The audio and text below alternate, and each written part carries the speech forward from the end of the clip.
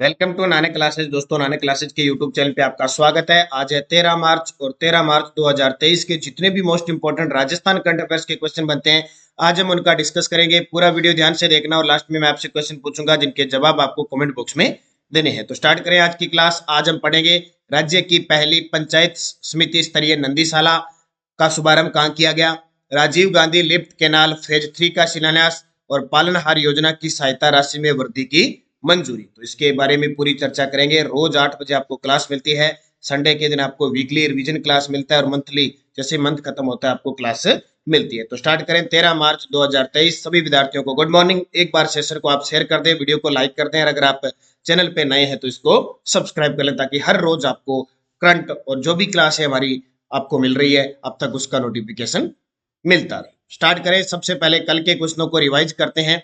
कल हमने पढ़ा Rajiv Gandhi centre for advance technology ने ग्रामीण महिलाओं के लिए ग्राफिक डिजाइन कोर्स हेतु किस विश्वविद्यालय के साथ समझौता किया है। तो वनस्थली विद्यापीठ टोंक। मुख्यमंत्री अशोक गहलोत ने उदयपुर में देवास तृतीय और चतुर्थ बांधों के निर्माण के लिए 1651 में करोड़ रुपए के वित्तीय प्रस्ताव को मंजूरी दी है। तो ये किस बजट में घोषणा हुई थी? 2023-24। 13 से 14 मार्च 2023 को राजस्थान में मिलेट्स कॉन्क्लेव का आयोजन कहाँ किया गया? दुर्गापुरा जयपुर में। और उद्योग विभाग और राजस्थान फाउंडेशन 23 व 24 सितंबर 2023 को इंटरनेशनल राजस्थानी कॉन्क्लेव का आयोजन कहाँ किया जाएगा? जयपुर में। फिर हमने पढ़ा राजस्थान के किस प्रसिद्ध नेता को पर्यटन और आतिथ्य क्षेत्र में अग्रणी भूमिका के लिए लाइफ टाइम अचीवमेंट पुरस्कार से सम्मानित किया? हमारे राजस्थान की मुख्य सचिव उषा शर्मा को। खेलो इंडिया शीतकालीन खेल हुए थे, उसमें राजस्थान ने 10 पदक जीते। और अनुप्रति कोचिंग योजना जो है, मुख्यमंत्री अनुप्रति कोचिंग योजना, उसमें पहले 15,000 ब्याज थे, बढ़ाकर 30,000 कर दिए। फिर एक हमने पढ़ा कि राजस्थान में नए निजी विश्वविद्यालय स्थापित करने के लिए किसकी अध्यक्षता में एक समिति का गठन किया गया? तो हमारे राजस्थान के शिक्षा मंत्री डॉक्टर बी डी कल्ला के द्वारा। और किस जिला प्रशासन द्वारा आम रास्तों को खोलने के लिए नवाचार करते हुए रास्ता खोल अभियान शुरू किया गया है? अलवर जिला प्रशासन द्वारा। तो ये आपके लिए कल के क्वेश्चन थे जिनको हमने रिवाइज किया। अब स्टार्ट करते हैं आज के क्वेश्चन। पहला प्रश्न देखो, कोहला गौशाला में राज्य की पहली पंचायत समिति स्तरीय नंदीशाला का शुभारंभ किया गया है, यह किस जिले में है? कोहला गौशाला में राज्य की पहली पंचायत समिति स्तरीय नंदीशाला का शुभारंभ किया गया है, यह किस जिले में है? यह हनुमानगढ़ में। इंपॉर्टेंट चीज बन गई। राज्य की पहली पंचायत समिति स्तरीय नंदीशाला का शुभारंभ किया गया है, तो ये अपने आप में इंपॉर्टेंट बन जाती है। कौन सा जिला? हनुमानगढ़। ये देखिए लाल कलर में जो किया हुआ ये हनुमानगढ़ जिला। इसकी आकृति आपको ऐसे लगेगी जैसे सोफे के आकार की, अंग्रेजी के एल अक्षर के आकार की लगेगी। इसका गठन हुआ था 12 जुलाई 1994 को हुआ था। राजस्थान के 33वें जिले के रूप में हुआ था। श्री गंगानगर से अलग हुआ था। इसका जो शुभंकर है, वन्य जीव शुभंकर है छोटा किलकिला। क्या है? छोटा किलकिला इसका वन्य जीव शुभंकर है। और हनुमानगढ़ जिले के नौहर क्षेत्र में पहला पानी चोरी रोकने के लिए थाना बना था, ये भी याद रखना। हनुमानगढ़ जिले का वाहन पंजीयन संख्या है RJ 31। क्या है? RJ 31। इसको याद रखना, इंपॉर्टेंट है सारी की सारी चीजें। हनुमानगढ़ जिले की कोहला गौशाला में नंदीशाला का शुभारंभ किया गया है। यह प्रदेश की पहली पंचायत समिति स्तरीय नंदीशाला है, इसलिए इंपॉर्टेंट है। राज्य सरकार द्वारा 1.57 करोड़ रुपए से इसका निर्माण किया गया है। नगर परिषद द्वारा शहर में बेसहारा और असहाय घूम रहे 25 नंदियों को यहाँ छोड़ा गया है। इस नंदीशाला के बनने से शहर व पंचायत क्षेत्र में घूम रहे आवारा जो नंदियों को यहाँ रखा जा सकेगा। इसके लिए राज्य सरकार अनुदान भी दे रही है। यानी कहने का मतलब मोटी मोटी बात है कि इस प्रकार की गौशाला बनेगी और इसमें बछड़े जो बाहर घूम रहे आवारा बछड़े घूम रहे हैं उनको छोड़ा जाएगा। क्योंकि आपने देखा होगा अक्सर शहरी क्षेत्र में बछड़े वगैरह घूमते रहते हैं और कई बार वो दुर्घटना भी उनसे हो जाती है। उसके लिए ये सरकार ने घोषणा की थी कि हम पंचायत समिति स्तर पर भी नंदीशाला खोलेंगे। तो इसकी शुरुआत कहाँ से होगी? कोहला गौशाला जो कहाँ पे है? हनुमानगढ़ के अंदर। दूसरा प्रश्न, जयपुर स्थित हरिश्चंद्र माथुर राजस्थान राज्य लोक प्रशासन संस्थान में बिहेवियरल लैब की स्थापना होगी। इसका प्रबंधन और संचालन किसके द्वारा किया जाएगा? जब भी आप पढ़ते हो तो ये आपके दिमाग में रहेगा। हरिश्चंद्र माथुर राजस्थान राज्य लोक प्रशासन संस्थान का काम है प्रशिक्षण देना। ये बात याद रखना, पिछले CAT में एक क्वेश्चन आ चुका है, प्रशिक्षण देना। तो इस संस्थान में बिहेवियरल लैब की स्थापना होगी। इसका प्रबंधन और संचालन किसके द्वारा किया जाएगा? IIM उदयपुर के द्वारा किया जाएगा। इंपॉर्टेंट प्रश्न है, अब पूरी डिटेल देखो। जयपुर स्थित हरिश्चंद्र माथुर राजस्थान राज्य लोक प्रशासन संस्थान में बिहेवियरल लैब की स्थापना होगी। मुख्यमंत्री श्री अशोक गहलोत ने 1.2 करोड़ रुपए के वित्तीय प्रस्ताव को मंजूरी दी है। यह HCM रीपा के पटेल भवन में स्थापित होगी। यह देश में अत्याधुनिक तकनीक से बनाई जाने वाली पहली बिहेवियरल लैब होगी। इसका प्रबंधन और संचालन है वो IIM उदयपुर द्वारा किया जाएगा। तो इसको अच्छे तरीके से याद रखना, यानी ये इस प्रकार की लैब स्थापित की जाएगी, सॉफ्टवेयर हार्डवेयर इस प्रकार की टेक्नोलॉजी बनाई जाएगी कि मानव के व्यवहार का अध्ययन किया जाएगा। मानव के व्यवहार का अध्ययन किया जाएगा। नाम से क्या पता चल रहा है, बिहेवियरल, यानी मानव के व्यवहार का अध्ययन किया जाएगा। अगला देखो, पशुपालकों को नवीन तकनीकों का प्रशिक्षण दिलाने के लिए किन जिलों में पशुपालक प्रशिक्षण केंद्र खोले जाएंगे। पशुपालकों को नवीन तकनीकों का प्रशिक्षण दिलाने के लिए प्रदेश में किन जिलों में पशुपालक प्रशिक्षण केंद्र खोले जाएंगे, और इसकी घोषणा बजट में की थी, अब इसको मंजूरी मिली है। तो अलवर में, नागौर में, भरतपुर में, सीकर में, अजमेर में, यानी 1, 2, 5 जिलों के अंदर पशुपालक प्रशिक्षण केंद्र खोले जाएंगे। अलवर, नागौर, भरतपुर, सीकर, अजमेर, उपयुक्त सभी। तो पशुपालकों को नवीन तकनीकों का प्रशिक्षण दिलाने के लिए अलवर, नागौर, भरतपुर, सीकर और अजमेर में पशुपालक प्रशिक्षण केंद्र खोले जाएंगे। मुख्यमंत्री अशोक गहलोत ने केंद्र खोलने और आवश्यक संसाधनों के लिए 5.18 करोड़ रुपए के प्रस्ताव को मंजूरी दी है। प्रस्ताव के अनुसार प्रत्येक संस्थान पर हर महीने 30-30 पशुपालकों के 3 बैच होंगे। इस प्रकार एक वर्ष में कुल 36 बैच आयोजित करके 1080 पशुपालकों को प्रशिक्षित किया जाएगा। इस तरह सभी 500 केंद्रों में प्रतिवर्ष 5400 पशुपालकों को प्रशिक्षण मिलेगा। तो पशुपालकों को नवीन तकनीकों का प्रशिक्षण दिलाने के लिए अलवर, नागौर, भरतपुर, सीकर और अजमेर में पशुपालक प्रशिक्षण केंद्र खोले जाएंगे। ये याद रखना आपको।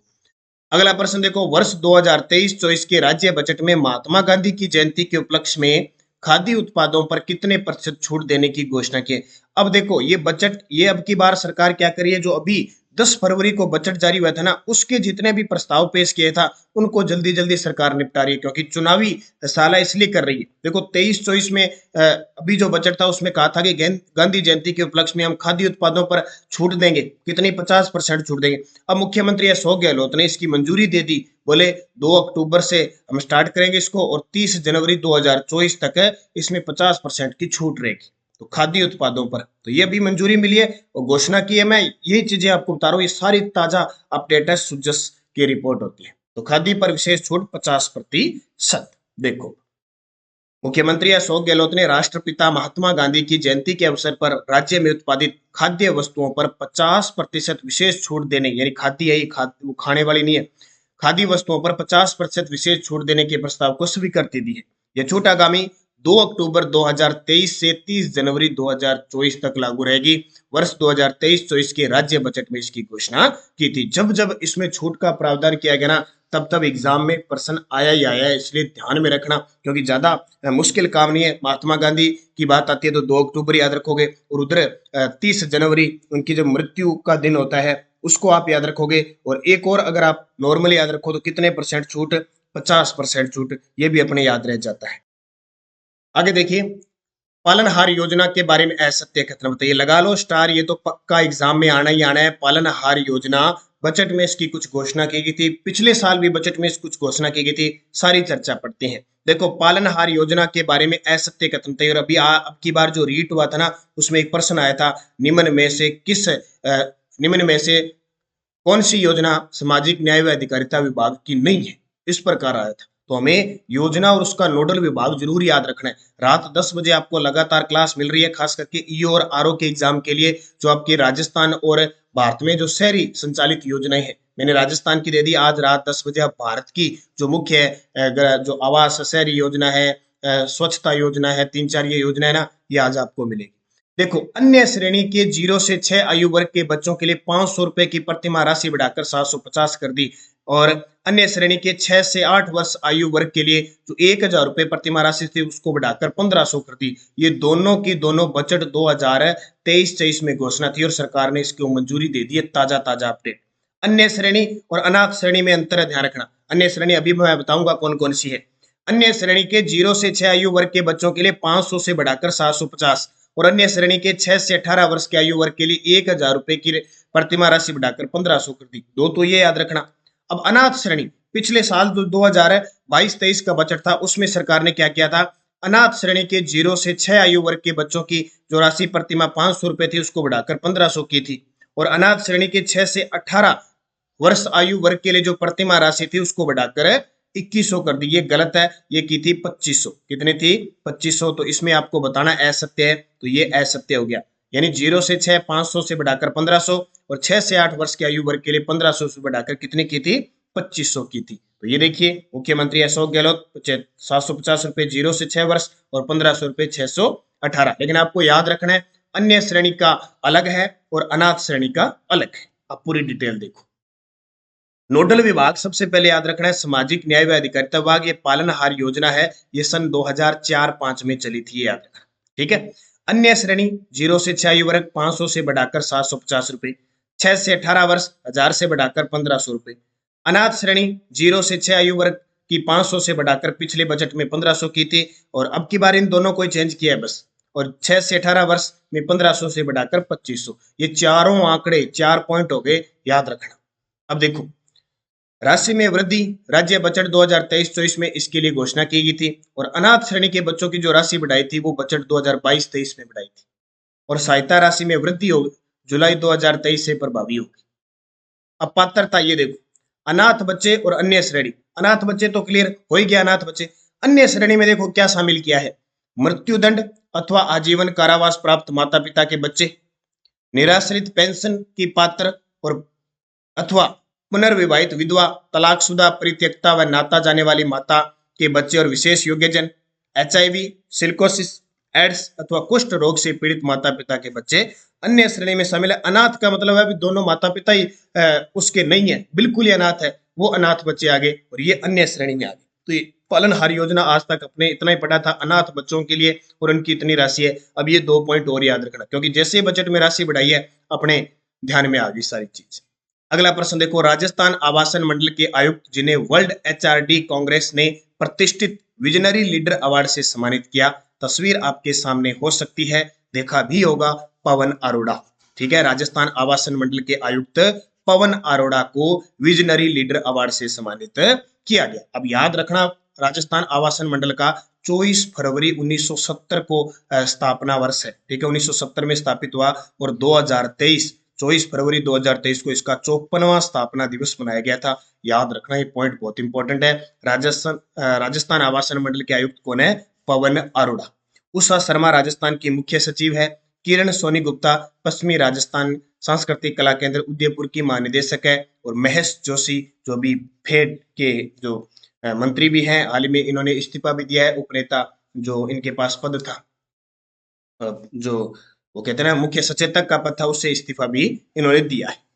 तो राजस्थान के वरिष्ठ IAS अधिकारी और राजस्थान आवासन मंडल के आयुक्त पवन अरोड़ा को मुंबई में टाइम्स समूह की वर्ल्ड HRD कांग्रेस ने प्रतिष्ठित विजनरी लीडर और प्रतिष्ठित वर्ल्ड सस्टेनेबिलिटी संस्था ने global CSR excellence and leadership award से सम्मानित किया। और आपको पता है आवासन मंडल को हाल ही में केंद्र सरकार के द्वारा स्कॉच गोल्ड अवार्ड भी प्राप्त हुआ था। ये अच्छे तरीके से याद रखना, बहुत ही चर्चा में रहता है, और जो संस्था चर्चा में रहेगी उसका पेपर में क्वेश्चन आता ही आता है।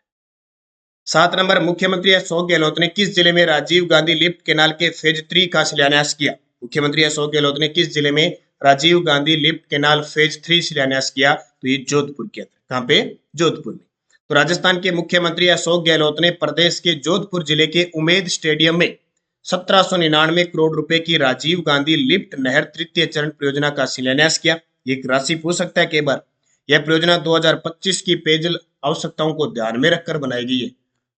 2025 की पेयजल आवश्यकताओं को ध्यान में रखकर बनाई गई। याद रखना, राजीव गांधी लिफ्ट केनाल परियोजना के तृतीय चरण को वर्ष 2025 तक पूरा करने का लक्ष्य है। आजकल ये प्रश्न आते हैं, जैसे अभी रीट में बार बार आया, जल जीवन मिशन कब पूरा किया जाएगा? 2024 वर्ष 2025 तक पूरा करने का लक्ष्य रखा गया है। इससे जोधपुर, पाली, बाड़मेर में अगले 30 वर्ष तक पानी की कमी नहीं होगी। तो ये स्टार लगा लेना। और इसमें जब शिलान्यास किया गया था तो राजस्थान की युवा विधायक दिव्या मदेरणा भी थी, जिन्हें हाल ही में एक अवार्ड से भी सम्मानित किया गया था। ठीक है, अगला प्रश्न देखो, फरवरी 2023 में गुलाब चंद कटारिया ने असम के 31वें राज्यपाल के रूप में शपथ ली। ये राजस्थान के किस जिले से? देखो, मैंने आपको 21 फरवरी से लेकर और 28 फरवरी तक क्लासें नहीं दी थी, मेरा स्वास्थ्य खराब था, उस वजह से आपको पता भी होगा, तो वो क्लासें भी मैं सारी वापस भरपाई कर रहा हूँ यहाँ पे। फरवरी 2023 में गुलाब चंद कटारिया ने असम के 31वें राज्यपाल के रूप में शपथ ली। ये राजस्थान के किस जिले से संबंध रखें, क्योंकि गुलाब चंद कटारिया जी से प्रश्न पक्के आएंगे एग्जाम में। उदयपुर, आपके सामने है तस्वीर उदयपुर। गुलाब चंद कटारिया राज्य के, असम राज्य की, ठीक है, किसके? असम राज्य के 31वें राज्यपाल है। उन्होंने प्रोफेसर जगदीश मुखी के स्थान पर यह पदभार संभाला, ये भी याद रखना। राज्यपाल गुलाब चंद कटारिया राजस्थान में उदयपुर के रहने वाले हैं। अब मैं थोड़ी सी और डिटेल बता देता हूँ गुलाब चंद कटारिया जी की।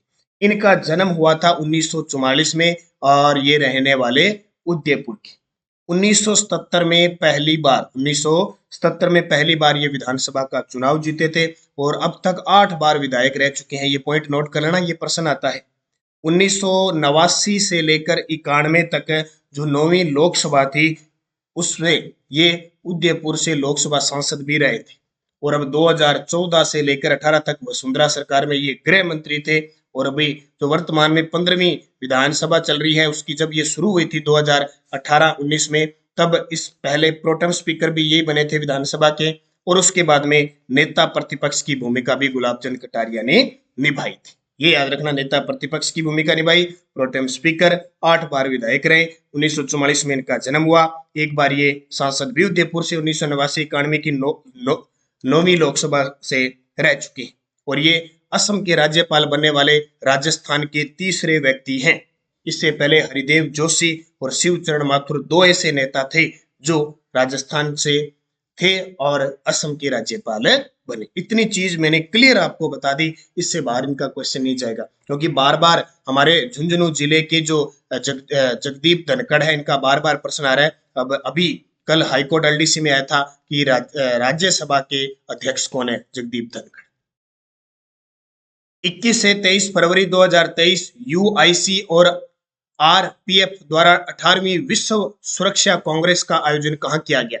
21 से 23 फरवरी 2023 यूआईसी और आरपीएफ द्वारा 18वीं विश्व सुरक्षा कांग्रेस का आयोजन कहां किया गया? जयपुर के अंदर किया गया। तो यूनियन इंटरनेशनल डेस केमिन्स डी फेयर इन यूआईसी तथा या international union for railway UIC और रेलवे सुरक्षा बल आरपीएफ 21 से 23 फरवरी 2023 तक जयपुर में 18वीं विश्व सुरक्षा कांग्रेस का संयुक्त रूप से आयोजन किया। याद रखना बस इतना, 18वीं विश्व सुरक्षा कांग्रेस का संयुक्त रूप से आयोजन किया कहां पे? जयपुर में। 10 नंबर प्रश्न देखिए, राजस्थान के जन स्वास्थ्य अभियांत्रिकी मंत्री डॉक्टर महेश जोशी ने किस शहर में शहरी जल संवर्धन योजना का शिलान्यास किया? राजस्थान के जन स्वास्थ्य अभियांत्रिकी मंत्री डॉक्टर महेश जोशी, जिन्होंने मुख्य सचेतक पद से इस्तीफा दिया विधानसभा में, तो चर्चा में है किस शहर में शहरी जल संवर्धन योजना का शिलान्यास किया? तो इसका उत्तर हो जाएगा जयपुर। क्या हो जाएगा? जयपुर। राजस्थान के जन स्वास्थ्य अभियांत्रिकी मंत्री डॉक्टर महेश जोशी ने जयपुर शहर के हरमाड़ा तथा बडारना क्षेत्र को बिशलपुर का पानी उपलब्ध करवाने के लिए शहरी जल संवर्धन योजना का शिलान्यास किया। बस इतनी थोड़ी थोड़ी चीजें याद रखनी होती है, क्योंकि आजकल करंट बहुत बढ़ चुका है। करंट इतना बढ़ चुका है कि हम कितना याद करें, इसलिए रोज क्लास लोगे ना डेली, तो आपके ध्यान में रहेगा भी ये चीज हमने पढ़ी थी, ये चीज पढ़ी। तो ये बिशलपुर बांध कहाँ पे? टोंक में है, बनास नदी पे बना हुआ है, ध्यान रखना। और ये बिशलपुर बांध से इधर केकड़ी अजमेर है, जयपुर का कोई साइड है, दो टोंक और यहाँ जलापूर्ति होती है। तो ये याद रखना। पीडीएफ आपको टेलीग्राम पे मिल रही है, नानक क्लासेस शिव सर नाम से टेलीग्राम ज्वाइन करना, उसपे क्विज भी मिल रही है, पीडीएफ भी मिल रही है। और अभी 19 मार्च को जो एलडीसी का एग्जाम है, उसके लिए इंडिया इंटरनेशनल करंट की क्विज भी आपको वहां प्राप्त हो रही है, और सीधे सीधे वो पेपर में मिलेंगे आपको पर्सन। पिछले वीडियो का क्वेश्चन क्या था? राजस्थान में मिश्र निर्यातक वनों को आरंभ कब किया गया? ये रीट में आया प्रश्न है 29 जुलाई 2021 को। अब आपके लिए क्वेश्चन, किस जिला प्रशासन द्वारा आम रास्तों को खोलने के लिए नवाचार करते हुए रास्ता खोल अभियान शुरू किया गया है? बाड़मेर, नागौर, अलवर, चित्तौड़गढ़। सही जवाब आपको कमेंट बॉक्स में देना है। यस्टरडे डोज असाहित्य कवि रचना कौन सी है? तो आपका उत्तर था हंसावली। चंपाकली आभूषण शरीर के किस अंग पर पहना जाता है? आपका उत्तर था गले में। चौथ माता किस जनजाति की कुल देवी आराध्य देवी है? कंजर समाज की है।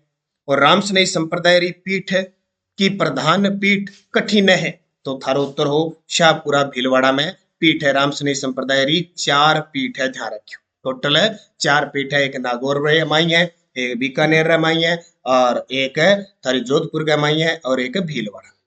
किण संतरी वाणियारो संग्रह अणभे वाणी रे नाव शू जानो जावे है, तो संत रामचरण जी री जी की वाणी है बात जानी जावे। संत रामचरण जी रामसनेही संप्रदाय के प्रधान मुख्य संस्थापक थे। तो ये पांचों प्रश्न आप सभी विद्यार्थियों ने बहुत शानदार जवाब दिए। जिसने नहीं दिए उनको भी हार्दिक शुभकामनाएं, ताकि आप आगे जवाब दें, क्योंकि कर्म जैसा करोगे फल वैसा मिलेगा। तो आपके लिए गृह कार्य होता है, ये समझ लो। अब मैं कहीं बैठा हूँ, आप कहीं बैठे हो, आपके लिए क्लास है, तो आपका गृह कार्य अगर आपने आपने देखा होगा ना, जब आप 5वीं 6ठी में 8वीं में पढ़ते थे, आपको गृह कार्य देता था। अगर नहीं करते थे तो अगले दिन डांट पड़ती थी, या आप बाकी बच्चों से पिछड़ जाते थे अगर गृह कार्य नहीं करते थे। तो वही सिस्टम है, गृह कार्य करना है आपको। रोज के प्रश्न 5 के जरूरी नहीं होते कि आपको उत्तर आए, लेकिन देख के कहीं से आप किया करो, ठीक है, पुस्तक से किया करो, ताकि आपके ये 5 प्रश्न ध्यान में आए, 2-4 प्रश्न और भी आपको मिले।